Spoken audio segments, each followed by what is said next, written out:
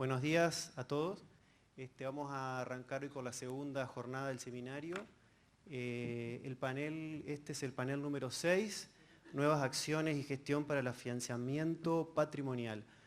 Las ponencias de este panel van a ser 4. Vamos a arrancar con las 2 primeras a cargo de las arquitectas Mireya López Bernis, de la Municipalidad de Concordia, que va a hablar acerca del Naranjal de Pereda y Museo del Agua. Y en segundo término, la arquitecta María del Carmen Bonicalzi, que nos va a hablar del Consejo Asesor de Protección del Patrimonio de Concordia. En el segundo tramo vamos a invitar a los arquitectos Borrego y Leza, y al ingeniero Jorge Sota, el profesor Jorge Sota del grupo HICMA, que nos van a hablar del cementerio viejo. Vamos a tener 1 hora para este primer tramo, y después hacemos el corte e invitamos a los otros profesionales.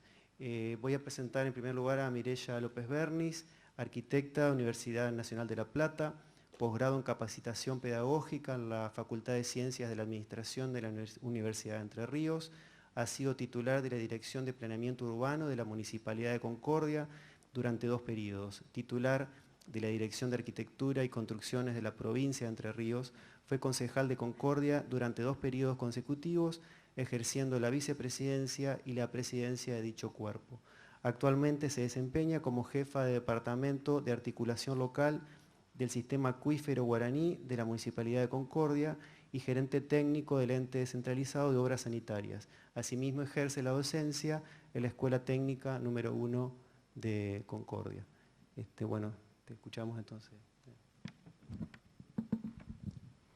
Bueno, tengan ustedes muy buenos días. Bueno, primero agradecer a los organizadores por haberme convocado para esta disertación sobre lo que es el Naranjal de Pereda y el Museo del Agua. Pero para hablar vamos a primero ubicarnos en el espacio geográfico en la ciudad de Concordia. Vamos a hablar de un lugar que está ubicado en el noroeste de la ciudad y que está a la vera del río Uruguay, aproximadamente de la calle Salto Uruguayo hacia el norte, digamos, y comprende todo lo que es el Parque San Carlos. Y para hablar del Naranjal de Pereda, primero tenemos que ver en el lugar en que está ubicado el Naranjal de Pereda, y eso es lo que se denominó el Rincón del Salto en sus inicios, digamos, de la primera fundación de la ciudad de Concordia. Entonces, para hacer un hilo conductor, digamos, de cómo llegamos a querer proteger este patrimonio de los concordienses, vamos a empezar desde que se avista por primera vez este lugar, y es con la llegada de los españoles en 1528, que Sebastián Gaboto, cuando va a explorar el río Uruguay, cuando está explorando, decide mandar un equipo de un navío para inspeccionar el río Uruguay. Y es allí donde avista por primera vez el Rincón del Salto, que se ve impedido de continuar debido a las formaciones rocosas que presenta el río en esa zona. Y es el lugar donde 300 años más tarde se va a fundar la ciudad de Concordia. En principio había un dominio indígena en la región, la mayoría eran nómades que se trasladaban de un lugar a otro, y entre ellos eran los minuales y los yaros. Más tarde bajan los guaraníes navegando por el río Uruguay, y a partir de 1600 aproximadamente comienzan a arribar los jesuitas en la región, que vienen con una función evangelizadora y van desarrollando diferentes postas a lo largo del río, donde van plantando oratorios, capillas, y van evangelizando y expandiendo todo lo que es del Yapeyú hacia el sur. La primer indicio que tenemos de lo que es la posta del Ituí es una cartografía jesuítica del año 1726, donde la ubica en la margen occidental del río, originado por la necesidad de salvar estos saltos que presenta el río, y los jesuitas fundan ahí, bajo la advocación de San Antonio de Padua, esta posta Ituí, que bueno, como dijo el arquitecto Marcó ayer, Ituí significa salto, ¿no?, en guaraní. Contaba de un puerto, un oratorio rodeado de chozas e indios custodios guaraníes. Y el río Uruguay es la columna vertebral de la navegación y el comercio y expansión entre el Yapeyú y Buenos Aires. Su lecho presenta un manto eruptivo consolidado como basalto, dispuesto en forma transversal al río, lo que origina este impedimento de navegación del río. Tiene un paisaje variado, selva en galería, una extraordinaria diversidad, gran variedad de flora y fauna nativas. Por la comba que hace el río, es un lugar de defensa estratégico, por eso es que se ubican en ese lugar. Y es un elemento que va integrando los asentamientos humanos en su cuenca, y esto lleva a que se denomine la ruta oriental de la yerba mate, o sea que todo el comercio entre el Yapeyú y el Uruguay se va desarrollando a lo largo de esta columna vertebral que es el río Uruguay. Y los lugares más importantes que se desarrollan en la costa es Concepción del Mandisobí y San Antonio de Salto Chico. Ya después, en el siglo XVIII, la corona española concede a Félix Britos las tierras obtenidas por el Cabildo de Yapeyú, que es donde se empieza a poblar Concordia y Federación, y funda la estancia del Rincón del Salto. La Compañía de Jesús cumple un papel relevante en toda la zona, y desde el Palmar del Yuquerí hasta la Yuí Grande sobre el río Uruguay. Y ahí se van desarrollando las distintas, posteriormente las distintas estancias, hay una distribución de diferentes lugares que se van tomando, digamos,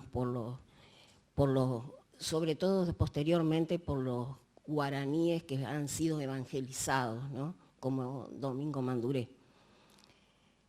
Salto Chico entonces se convierte en un nudo de comunicaciones, y a raíz de en lo que es toda la banda oriental, en la margen uruguaya, se restituye el embarcadero debido a que fue restituido para la concentración de los jesuitas en las misiones expulsados por la orden de Carlos III. Y a su vez embarcan al destierro. El Cabildo de Yapeyú ordena fundar en 1764 el puerto de San Antonio de Salto Chico en la ribera argentina. O sea que desde la banda oriental se funda siempre los pueblitos fundados en la banda oriental han sido con características militares. Es diferente cuando se funda en San Antonio de Salto Chico, porque ya ahí es sobre todo por el comercio y el traslado de la mercadería a través del río, digamos, ¿no? Tiene una función de puerto de carga más que de militar, digamos, que de defensa. Y crece gracias al comercio que hay entre el Alto Uruguay, y es un núcleo importante con pobladores guaraníes y algunos blancos que cumplían tareas portuarias. Su fundación origina la expansión territorial misionera, y su pujanza comienza a disminuir a partir de 1810. Bueno, todavía existen los restos del puerto de embarque del San Antonio de Salto Chico, que es el nexo de intercambio social y comercial, ¿no?, entre el norte y el sur. El primer poblado que precede al actual de Concordia, bueno, se hace una capilla que, de acuerdo a las crónicas, digamos, está dedicada a San Antonio, con 5 tirantes, paredes de piedra, techo de paja, sacristía tras sacristía, con un cuarto más, 5 puertas, un altar de piedra con San Antonio con su niño y su velo de tafetán, 3 crucifijos y todos los ornamentos litúrgicos para las procesiones y un féretro para oficios de difuntos. Erich Poenit reconoce los restos de sus cimientos. un cementerio cercado por una cruz grande y pequeños ranchos de paja y de piedra. Es difícil conseguir documentación, fotografías de esa época, digamos, ¿no? Son todos dibujos, pero es difícil conseguirlo. Otro de los hechos importantes que se desarrollan en la zona es el éxodo oriental. En 1811, cuando ya está en decadencia lo que es Salto Chico, comienza el éxodo del pueblo oriental debido a un armisticio que se firma entre el virreinato del Río de la Plata y el triunvirato de Buenos Aires, y deben emigrar hacia la costa occidental, digamos, que son liderados por Artigas, y hay un éxodo masivo de aproximadamente 500 kilómetros que caminaron las personas y las familias alrededor de 64 días. Y bueno, esto también es escenario de un hecho importante de nuestra historia, ¿no?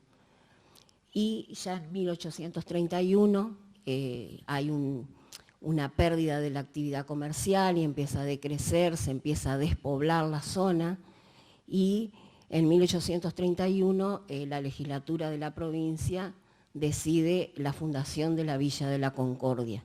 Y esto es materializado en 1832 por presbítero Mariano del Castillo, que bueno, decide trasladar, digamos, más hacia el sur la fundación esta de Concordia, ¿no? Y con respecto a esta zona, ya en el siglo XIX estaba Britos a cargo de las tierras estas provinciales. Manuel de Urdinarrain consigue que la provincia le ceda estas tierras de lo que es el Rincón del Salto, ocupando casi todo el rincón, y a raíz de la decisión de la provincia de fundar Concordia, comienza un pleito con la provincia Urdinarrain debido a que se superponen las tierras que se destinan para la fundación de Concordia y las tierras que eran propiedad de él, digamos. Y ahí comienza todo un litigio que finalmente se define el ejido de lo que es la ciudad de Concordia, ¿no? Posteriormente, Urdinarrain le vende a Eloísa a costa de Britos una parte del Naranjal, y Brito, su esposo, tiene fuertes relaciones comerciales con Urquiza. Entonces ellos son los que construyen el saladero. Britos, o sea, la familia Britos construye la casona esta del Naranjal, plantan un saladero y con una casona con vista al río, muy cercano a un viejo naranjal, que estos naranjales se dice que son semillas que dejaron plantadas los jesuitas cuando ellos acampaban acá para continuar los viajes a través del río. Posteriormente, una vez que fallece Vica y su esposa hereda a través de juicios sucesorios con sus 4 hijos, y hay una serie de cesiones de derechos, y en definitiva estas tierras quedan a cargo de 2 hijas mujeres de Vica. Y una de ellas le vende esta casa a Carlos Alberti con un objetivo definido, que es instalar el saladero realmente, y lo hace en la dirección sur, donde levanta la doble chimenea de mampostería, como asimismo los galpones, los corrales, etc. Y en marzo de 1883 es el apogeo de este saladero. Bueno, estas son imágenes de cómo estaba, digamos, todo lo que son las instalaciones del Naranjal, ¿no? Posteriormente, Alberti, apretado por las deudas, les vende la casona a O'Connor. Le vende la casona y el saladero O'Connor, quien acrecienta esta actividad agregando conserva de carnes. A su vez, la otra hija de Vica, la otra heredera, le vende a Demagí lo que es San Carlos. Allí instala un establecimiento para fabricación de carnes conservadas, y otras cosas, fábricas de hielo, etc. Y construye el Palacio San Carlos. Compra la carne a su vecino del saladero El Naranjal, le compra la carne para hacer esta carne conservada. Y para terminar con esa dependencia, él, para hacer una unidad económica fuerte, le compra lo que es el Naranjal a O'Connor, con un pacto de retroventa, ya que él toma una hipoteca para comprar el Naranjal. Bueno, en 1810 el apogeo en 1890 es el apogeo del complejo San Carlos, y en 1891 de Maggi decide regresar a Francia apretado por las deudas, y el Naranjal, a través de este pacto de retroventa, vuelve a O'Connor, dejando el complejo con hipotecas y bastante endeudado, con una persona que estuvo a cargo, pero no pudieron salvarlo, digamos, ¿no? Y bueno, a partir de allí es que Pereda quien compra con todo lo plantado, lo que es el Naranjal, pero no le interesa al saladero y convierte la casona esta en una casa, una vivienda que, bueno, la dedica a fiestas, etcétera, ¿no? Y es lo que hoy se conoce como el Naranjal de Pereda. A partir de 1961 la propiedad pasa a una fundación que destinada para la construcción de un hospital para enfermos mentales, Fundación de Ayuda Psicosomática de San Antonio de la Concordia. Bueno, esta es una planta del edificio que es una planta en U con locales dispuestos alrededor de un patio, tiene su acceso en el eje de la fachada que da al este, todo con un balcón hacia el río, y una circulación interior. La fachada principal da al río y sus aberturas están dispuestas simétricamente a ambos lados, manteniendo un ritmo, ¿no? Y un acceso jerarquizado a través de un mirador. Con respecto a lo que es la legislación de protección del Naranjal, está protegido por la ley provincial del año 74 y su decreto reglamentario. Pero desde el punto de vista local, en el año 97 se declara de interés patrimonial el edificio, que en su artículo 3º incorpora los bienes comprendidos dentro de la preservación del patrimonio cultural, histórico, documental, arqueológico, antropológico, identificados como sitios Salto Chico, San Carlos y los Dos Bretes. De todos modos, desde el año aproximadamente 94, y acá está Cristina Basalo, comienzan a haber advertencias sobre la detección de los primeros vestigios de los primeros asentamientos de la fundación. Bueno, Cristina hace una presentación incluso en el Consejo Deliberante para que se haga una ordenanza específica de protección de los restos arqueológicos de Naranjal. Posteriormente, Jorge Rodríguez presenta también una nota advirtiendo esto al municipio, y presentan ordenanzas, pero no se logra hasta el año 2004, donde se declara de interés municipal la realización de los estudios arqueológicos. ¿Pero por qué?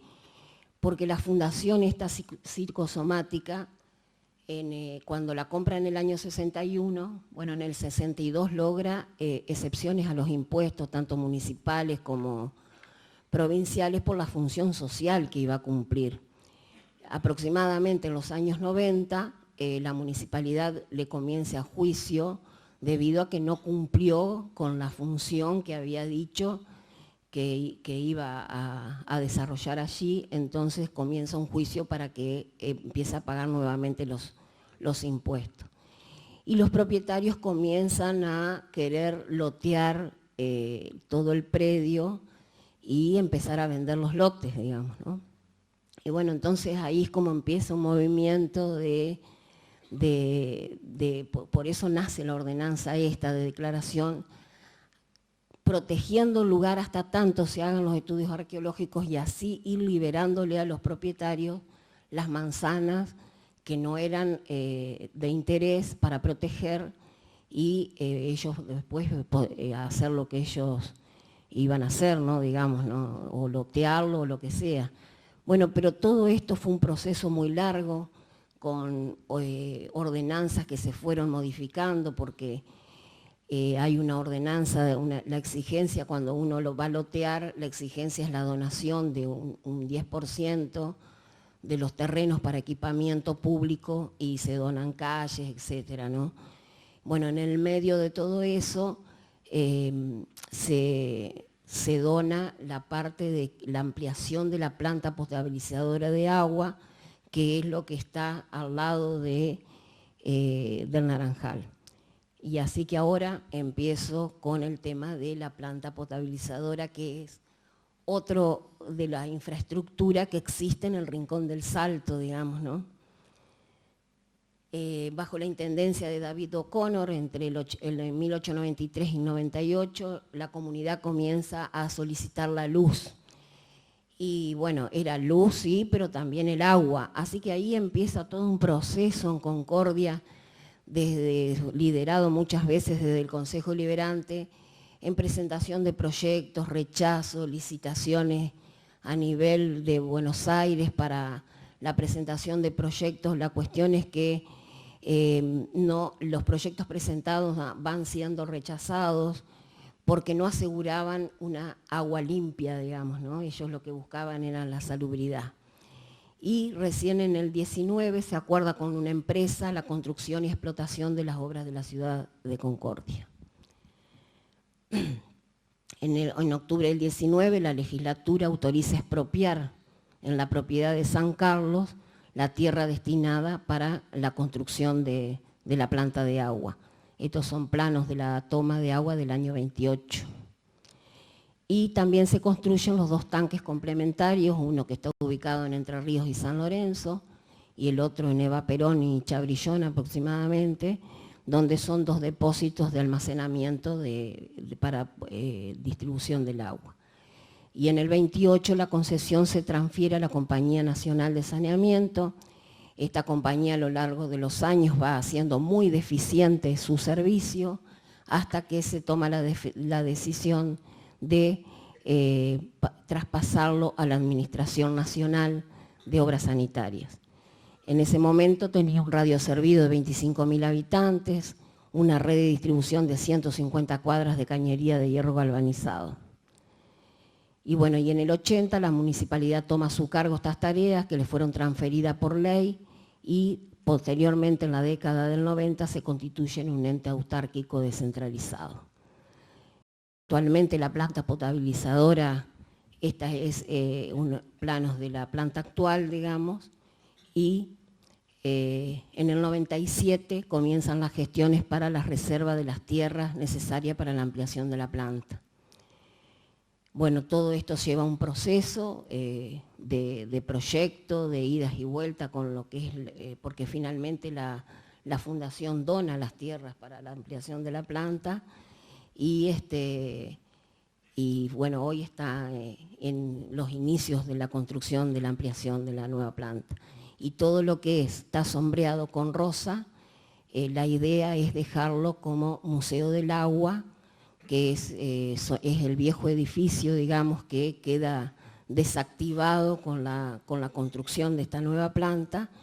Y bueno, estas son fotografías del edificio, con todo lo que son las calderas, los tableros eléctricos. Que estos son actuales, esta foto, esto está así. Y bueno, actualmente se proyecta poner en valor y consolidación lo que es el Rincón del Salto, que es el escenario del nacimiento de nuestra ciudad. Bueno, lo que es todo San Carlos, ya sabemos que ha sido puesto en valor y ahora vamos por el Naranjal de Pereda y posteriormente será el Museo del Agua. Como dijo Graciela ayer, hay que tener paciencia. Hace muchos años que venimos con esto. Y bueno, la ley provincial, la última ley provincial, lo declara de utilidad pública sujeto a expropiación el terreno, ubicado en la ciudad de Concordia con destino a la ampliación de agua y destina también para parque de la Fundación de Concordia, el Éxodo Oriental, Puerto, la industria saladeril con fines recreativos y culturales. Y bueno, por decisión del intendente Cresto en esta gestión decide justamente conformar una comisión del proyecto Naranjal y Museo del Agua con una amplia participación interdisciplinaria donde están todas las organizaciones y organismos del Estado para llevar adelante las sanciones necesarias para lograr este objetivo, ¿no? En el día de hoy se limpió todo el lugar y además se comenzaron a hacer visitas guiadas porque la idea es que justamente puedan ir las escuelas y se le pueda explicar por qué la necesidad de conservar lo que es toda la zona del Naranjal, que son los inicios de la primera fundación de nuestra ciudad, y que la comunidad tenga la posibilidad de conocerlo. Y bueno, la zona por sus características compone una unidad ambiental privilegiada, contigua al río Uruguay, con una fuerte impronta histórica, ambiental, turística para ser aprovechada por la comunidad. Y es necesario que la población conozca sus orígenes y antecedentes históricos. Es por eso que es importante la comunidad que se apropie de este proyecto para que lo pueda defender, porque los gobiernos cambian, los técnicos no.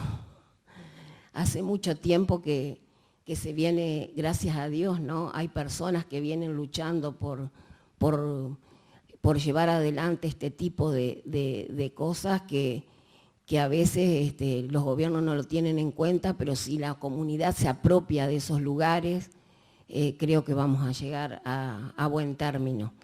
Y bueno, apuntar en esta zona a una planificación integral del área con diferentes alternativas, diferentes proyectos y lograr un circuito turístico y no solamente turístico, sino que la comunidad tenga conocimiento de todo lo que significa la protección de esta área.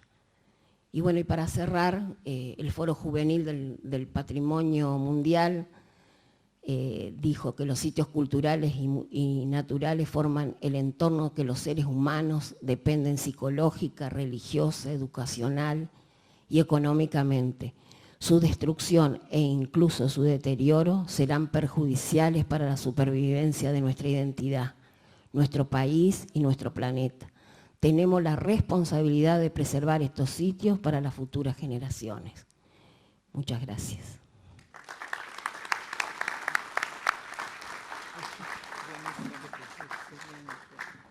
Bueno, ahora vamos a pasar a una ponencia que va a hacer la arquitecta María del Carmen Monicalzi. María del Carmen Monicalzi es arquitecta, graduada en la Facultad de Arquitectura y Urbanismo de la Universidad Nacional del Litoral, especialista en gestión urbana y regional, graduada en la Facultad de Arquitectura y Urbanismo de la UNL, cursa la maestría en Ingeniería Ambiental en la Facultad de Ingeniería en la UTN, ejerce la profesión en forma independiente.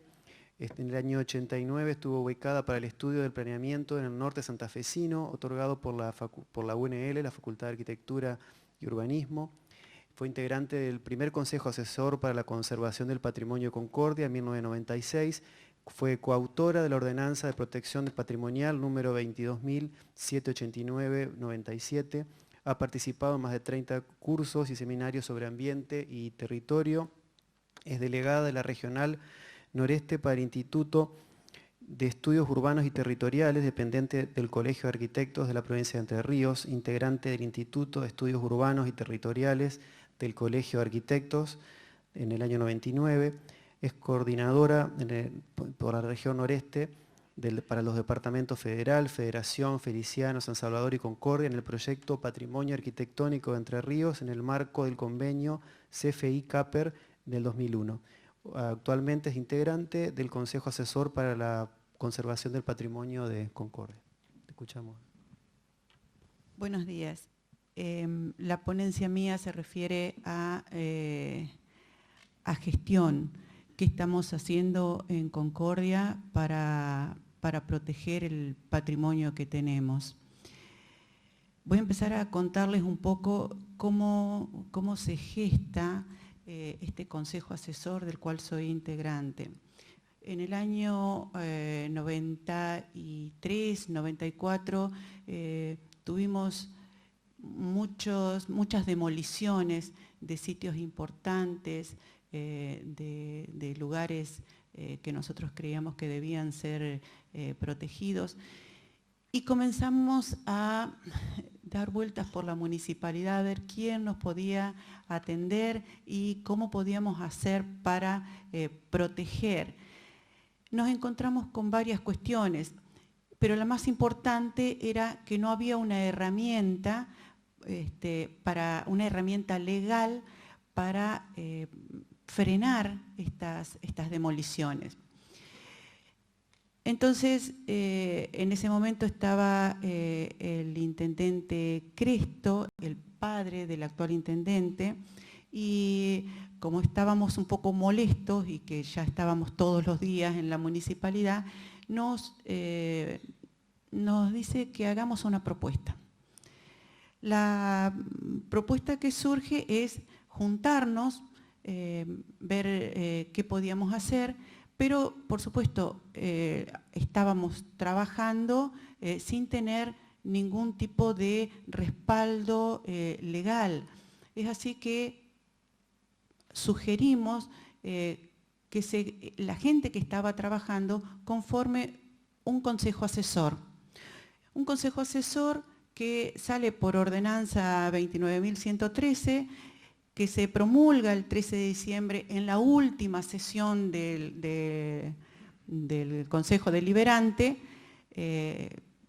porque no teníamos forma de seguir trabajando, éramos ilegales completamente, no podíamos presentar proyectos, no podíamos hacer nada más que reunirnos y solicitar cosas. Entonces, surge el nombramiento de este consejo asesor, que tiene características muy interesantes. Entre esas características es que cualquier ciudadano común puede integrarlo. El consejo asesor, entre otras definiciones, dice que se va a conformar con distintos representantes, entre ellos del Colegio de Arquitectos, del Colegio de Ingenieros, por personas que están dedicadas al estudio y al rescate histórico, arquitectónico, arqueológico, cultural de nuestra ciudad, porque nos encontramos que no éramos los únicos que estábamos interesados en el patrimonio. Teníamos gente de distintos estamentos que coincidían con nosotros, entonces era muy interesante que ellos pudieran estar en esta mesa del Consejo. La norma dice que se aplica para salvaguardar lugares, edificios, áreas que tengan valor paisajístico, simbólico, social, histórico, arqueológico, ambiental. Trabaja con los espacios públicos y con los trabajos privados. Este consejo lo que hace es evaluar cada uno de los proyectos o de las áreas para asignarle un nivel de protección, ¿no? Este consejo está actuando actualmente en la ciudad de Concordia. Hay para que pueda moverse con cierta agilidad el Consejo, se crea un fondo que se llama Fondo de Estímulo para la Recuperación de Edificios Catalogados, el FERE. Este fondo es una herramienta importantísima que tiene el Consejo Asesor, porque al disponer de cierto dinero, puede llevar a cabo acciones que muchas veces por esa imposibilidad no se puede, como por ejemplo difusión, mismo ayudar, por ejemplo, en estos seminarios que son importantísimos, la protección de algún edificio que necesite una ayuda urgente. Estos fondos ¿cómo se conforman? Con el 25% de la recaudación del municipio por derecho de edificación, de los fondos que provengan de partidas de presupuesto anual a tales efectos, de los recursos que provengan de entidades nacionales o extranjeros, de donaciones o legados que los particulares instituyan al fondo como beneficiario. Este Consejo Asesor en su accionar ha frenado y ha ayudado a construir varias de las cosas que tenemos hoy en día y que lo podemos ver perfectamente a nivel nacional. Como por ejemplo lo que sucedió con el Palacio de San Carlos. Estaba en ruinas, cayéndose, y había varias propuestas no del todo felices, por los cuales se hizo en el año 98, 99, una consulta popular, preguntando a la ciudadanía qué quería con ese lugar tan caro a su identidad. Y la ciudadanía decidió que quería conservar las ruinas, que se estabilizaran, y a raíz de eso, bueno, el Colegio de Arquitectos saca, junto con la municipalidad, un concurso, y bueno, el resultado ustedes lo ven, está hermoso, ya no se cae a pedazos, y está a nivel nacional, está muy bien catalogado. Bueno, como eso hemos tenido varios triunfos y algunas derrotas que son importantes. Por ejemplo, a nivel medioambiental no pudimos lograr que el arroyo Concordia no se entubara. El arroyo Concordia se entubó, es un paisaje urbano, o sea, nosotros somos una ciudad atravesada por arroyos, y por allá negarlos o querer edificar encima no es la mejor solución. Y bueno, no, ese fue algo que no pudimos llevar a cabo. Actualmente el Consejo Asesor está conformado por personas con distintas especialidades, es interdisciplinario, y nosotros sabíamos que cuando creáramos una norma protegiendo, teníamos entre manos cómo resolver el tema de los criterios de valoración, del criterio de intervención, que es un tema que hasta el día de hoy muchos colegas nos cuestionan, ¿no es cierto? Que bueno, hace falta, es verdad, hace falta definir criterios de intervención en los edificios y en los lugares protegidos. Este Consejo Asesor está funcionando casualmente para evaluar esos criterios. Sabíamos también que muchas veces hay modas, hay cosas superadoras, y que no podíamos establecer en el año 96, 97 criterios de intervención. Entonces, por eso es que todos los edificios y elementos patrimoniales nombrados en la norma deben pasar por el Consejo Asesor, y ahí se evalúa cuáles son las intervenciones permitidas, ¿no es cierto? Y esto está basado en los criterios de valoración. O sea, nosotros vemos por distintas especialidades, el valor que tiene cada uno de los elementos que tenemos que, de los que tenemos que estar evaluando y y consensuando con la gente que está haciendo el proyecto. Tenemos en primer lugar un valor urbanístico, que son las cualidades que definen el paisaje. El paisaje para nosotros es muy importante porque hace directamente a la identidad de la ciudad. Entonces el paisaje es el paisaje tanto cultural como ambiental es lo que primero se protege. Después evaluamos el valor arquitectónico, si es por el estilo, por la composición, por los materiales, la tipología.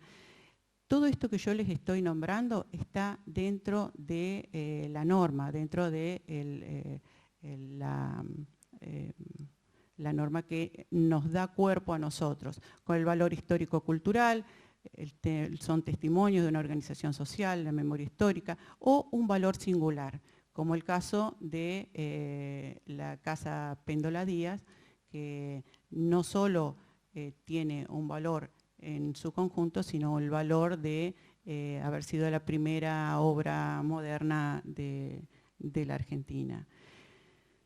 Existen incentivos, son desgravaciones que deben solicitarlas los propietarios y bueno, los incentivos se dan de acuerdo al nivel de protección, a la antigüedad, a la cuantía de la intervención. Y si no se mantiene el edificio en buen estado de conservación, esos incentivos terminan. Hay un decreto que reglamenta el funcionamiento del Consejo Asesor, que es el decreto 278 del año 2000, y entre esa reglamentación habla de las áreas que va a tocar. Es decir, el Consejo Asesor se divide en 5 áreas específicas con comisiones que van a trabajar, que una es el área de arqueología, sitios y documentos históricos, otra es el área de los aspectos artísticos, culturales, área de arquitectura y planeamiento urbano, área de los aspectos jurídicos y comerciales, área de paisaje, territorio y medio ambiente. Muchas veces cuando aparece un proyecto en el Consejo Asesor, varias de estas áreas se superponen. En el caso del Naranjal de Pereda, creo que tenemos todas las áreas, no nos quedó ninguna, y lo han tomado, es interdisciplinario, o sea, no podemos decir que solamente la gente de arquitectura o de planeamiento urbano pueda tomar para evaluar, sino que el área de arqueología, los aspectos jurídicos son importantísimos, el área del paisaje es una de las reservas naturales que tenemos, ¿no es cierto? Así que cada comisión evalúa lo que tiene entre manos y lleva a una mesa ejecutiva sus conclusiones. Está integrada por los coordinadores de cada comisión. En este momento estamos trabajando con la mesa ejecutiva con todos los miembros. O sea, todos los miembros quieren intervenir y todos los miembros están opinando. O sea que esta mesa ejecutiva es la que está a pleno. Si bien las comisiones se reúnen aparte, cada uno, o sea, como este es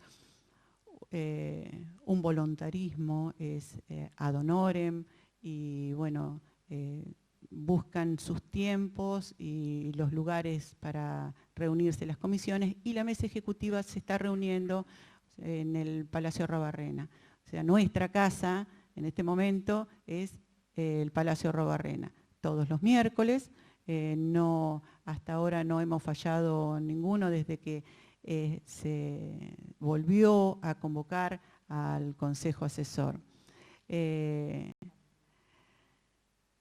Después, como conclusión, lo que nosotros sabemos es que la defensa y la protección del patrimonio depende de toda la comunidad.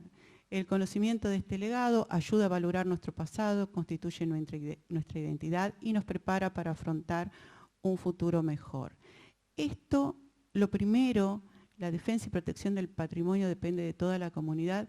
A nosotros la verdad, lo tenemos muy marcado. Y hemos salido a la calle, hemos salido al ciudadano común, hemos bajado el discurso, hemos tratado de concientizar. Nos quedan mucho por hacer, realmente nos queda mucho por hacer. Tenemos que ir a la calle, a las escuelas, a las instituciones y dar a conocer, porque el mayor peligro que tenemos es la ignorancia. Así que en este camino está el Consejo Asesor con un grupo interesado y ad honorem que está trabajando para toda la comunidad y para un ser que todavía no conocemos, que son las generaciones futuras. Así que muchas gracias.